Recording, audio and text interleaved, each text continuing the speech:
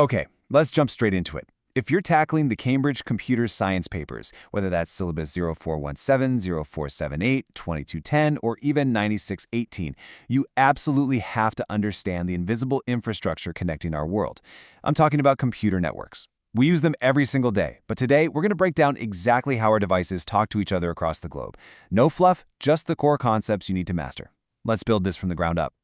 We'll be taking a structured building blocks approach today. First, the core concept, then network hardware, transmission technologies, broadcast versus point-to-point, and finally, classifying networks by scale. Section 1. What actually is a network? Here's the formal definition you need to know, but let's translate it. A computer network is an interconnected collection of autonomous computers capable of exchanging information and sharing resources. The absolute key word here for your exams, autonomous. If one computer is strictly a master controlling a dummy terminal, that is not a true network. A true network is a system of independent autonomous devices choosing to work together to share resources. It is wild to think about how fast this technology moved. We started with the U.S. military's massive SAGE radar system back in the 1950s. Then, in 1969, we get ARPANET, which was literally just 4 university computers connected together. By 1973, the blueprint for Ethernet was described for local networks, and by 1998, we're already hitting gigabit Ethernet speeds. We went from giant, isolated machines to a high-speed global web in just a few decades. Section 2. Network hardware, the physical building blocks. And before we continue, subscribe to our YouTube channel, Ace the Exams, at acetheexams_IGCS to excel in your Cambridge examinations. Click that subscribe button and hit the bell icon right now. Let's dive into the hardware. First up, the client-server model. This is a super common exam topic. Think of servers as the heavy lifters. They're dedicated machines holding the shared files, the programs, and the network operating system. The clients, that's your laptop, your desktop, or your phone. You're requesting the data, and the powerful server provides those resources to you. Now, how do they actually physically connect? You've definitely seen these around. RJ45 Category 5 cables.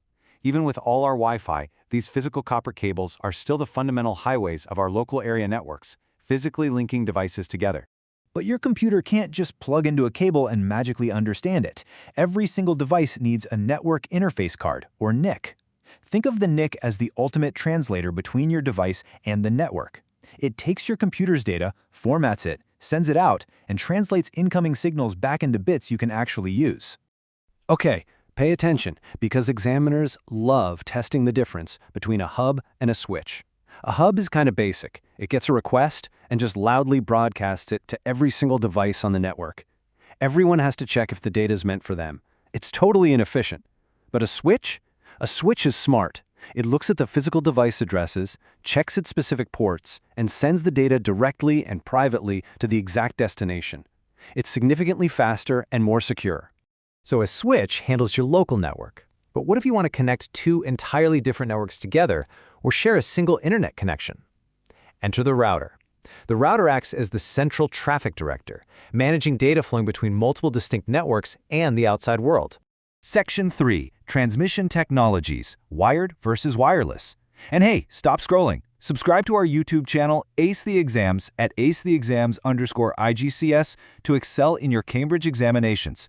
We've helped thousands of students improve by 2 to 3 grade boundaries. Join them right now by subscribing to at acetheexams_IGCS and turn on all notifications so you never miss our weekly exam strategy sessions.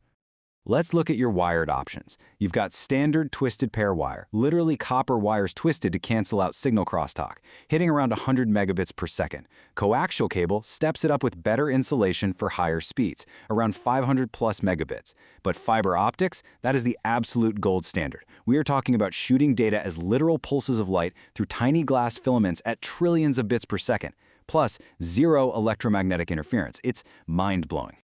On the wireless side, the scale of technology is incredible. We use Bluetooth for short-range links up to 100 meters. We use wireless LANs based on the 802.11 standard for homes and offices. Terrestrial microwaves being data directly in a line of sight between towers. And then we literally use communication satellites orbiting 22,000 miles above the Earth to relay signals from space. Section 4. Broadcast versus point-to-point network types. We touched on this with hubs and switches, but let's lock it in. In a broadcast network, there's one single shared channel. When a packet is sent out, every single machine receives it. It's literally like shouting a message across a crowded room.